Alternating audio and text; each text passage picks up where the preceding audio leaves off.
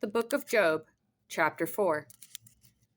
Then Eliphaz the Temanite replied, "Should anyone try to speak with you when you are exhausted, yet who can keep from speaking? Indeed, you have instructed many, and have strengthened weak hands. Your words have steadied the one who was stumbling, and braced the knees that were buckling. But now that this has happened to you, you have become exhausted. It strikes you, and you are dismayed. Isn't your piety your confidence, and the integrity of your life your hope? Consider, who has perished when he was innocent? Where have the honest been destroyed? In my experience, those who plow injustice and those who sow trouble reap the same. They perish at a single blast from God, and come to an end by the breath of his nostrils. The lion may roar, and the fierce lion growl, but the teeth of young lions are broken. The strong lion dies if it catches no prey, and the cubs of the lioness are scattered. A word was brought to me in secret. My ears caught a whisper of it. Among unsettling thoughts from visions in the night, when deep sleep comes over men, fear and trembling came over me, and made all my bones shake. I felt a draft on my face, and the hair on my head stood up. A figure stood there, but I could not recognize its appearance. A form loomed before my eyes. I heard a whispering voice. Can a mortal be righteous before God? Can a man be more pure than his Maker? If God puts no trust in his servants, and he charges his angels with foolishness, how much more those who dwell in clay houses, whose foundation is in the dust, who are crushed like a moth? They are smashed to pieces from dawn till dusk.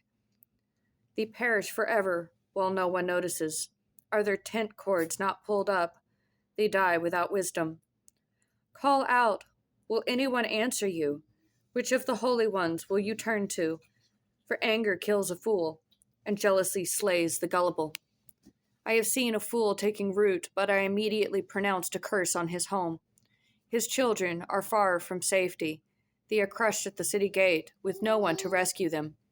The hungry consume his harvest, even taking it out of the thorns. The thirsty pant for his children's wealth. For distress does not grow out of the soil, and trouble does not sprout from the ground, but humans are born for trouble as surely as sparks fly upward. However, if I were you, I would appeal to God and would present my case to him. He does great and unsearchable things, wonders without number. He gives rain to the earth and sends water to the fields. He sets the lowly on high, and mourners are lifted to safety. He frustrates the schemes of the crafty, so that they achieve no success. He traps the wise in their craftiness, so that the plans of the deceptive are quickly brought to an end. They encounter darkness by day, and they grope at noon as if it were night. He saves the needy from their sharp words, and from the clutches of the powerful. So the poor have hope, and injustice shuts its mouth. See how happy is the person whom God corrects. So do not reject the discipline of the Almighty. For he wounds, but he also bandages. He strikes, but his hands also heal. He will rescue you from 6 calamities. No harm will touch you in 7. In famine, he will redeem you from death, and in battle, from the power of the sword. You will be safe from slander, and not fear destruction when it comes.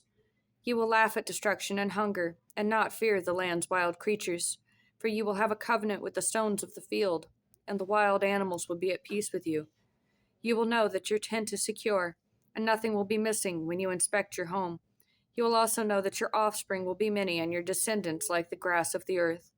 You will approach the grave in full vigor, as a stack of sheaves is gathered in its season. We have investigated this, and it is true. Hear it and understand it for yourself." Then Job answered, "If only my grief could be weighed, and my devastation placed with it on the scales. For then it would outweigh the sand of the seas. That is why my words are rash. Surely the arrows of the Almighty have pierced me. My spirit drinks their poison. God's terrors are arrayed against me. Does a wild donkey bray over fresh grass, or an ox low over its fodder? Is bland food eaten without salt? Is there flavor in an egg white? I refuse to touch them. They are like contaminated food.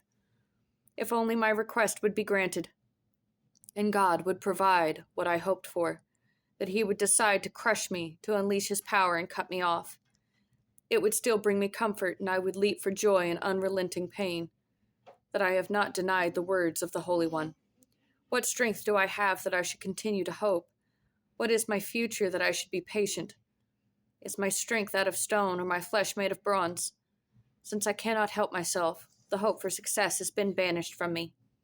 A despairing man should receive loyalty from his friends, even if he abandons the fear of the Almighty. My brothers are as treacherous as a wadi, as seasonal streams that overflow and become darkened because of ice, and the snow melts into them. The wadis evaporate in warm weather. They disappear from their channels in hot weather. Caravans turn away from their routes, go up into the desert, and perish. The caravans of Tema look for these streams. The traveling merchants of Sheba hope for them. They are ashamed because they had been confident of finding water. When they arrive there, they are disappointed. So this is what you have now become to me. When you see something dreadful, you are afraid. Have I ever said, give me something, or pay a bribe for me from your wealth, or deliver me from the enemy's hand, or redeem me from the hand of the ruthless? Teach me and I will be silent. Help me understand what I did wrong. How painful honest words can be. What does your rebuke prove? Do you think that you can disprove my words, or that a despairing man's words are mere wind? No doubt you would cast lots for a fatherless child and negotiate a price to sell your friend.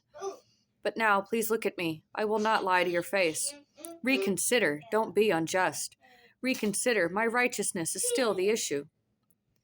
Is there injustice on my tongue, or can my palate not taste disaster? Isn't each person consigned to forced labor on earth? Are not his days like those of a hired worker? Like a slave, he longs for shade. Like a hired worker, he waits for his pay. So I have been made to inherit months of futility, and troubled nights have been assigned to me. When I lie down, I think, when will I get up? But the evening drags on endlessly, and I toss and turn until dawn. My flesh is clothed with maggots and encrusted with dirt. My skin forms scabs and then oozes. My days pass more swiftly than a weaver's shuttle. They come to an end without hope. Remember that my life is but a breath. My eye will never again see anything good. The eye of anyone who looks on me will no longer see me. Your eyes will look for me, but I will be gone. As a cloud fades away and vanishes, so the one who goes down to Sheol will never rise again. He will never return to his house. His hometown will no longer remember him. Therefore, I will not restrain my mouth. I will speak in the anguish of my spirit. I will complain in the bitterness of my soul. Am I the sea or a sea monster, that you keep me under guard? When I say my bed will comfort me, and my couch will ease my complaint, then you frighten me with dreams and terrify me with visions, so that I prefer strangling, death rather than life in this body. I give up. I will not live forever. Leave me alone, for my days are a breath. What is a mere human, that you think so highly of him and pay so much attention to him? You inspect him every morning and put him to the test every moment. Will you ever look away from me, or leave me alone long enough to swallow? If I have sinned, what have I done to you, watcher of humanity? Why have you made me your target, so that I have become a burden to you? Why not forgive my sin and pardon my iniquity? For soon I will lie down in the grave. You will eagerly seek me, but I will be gone.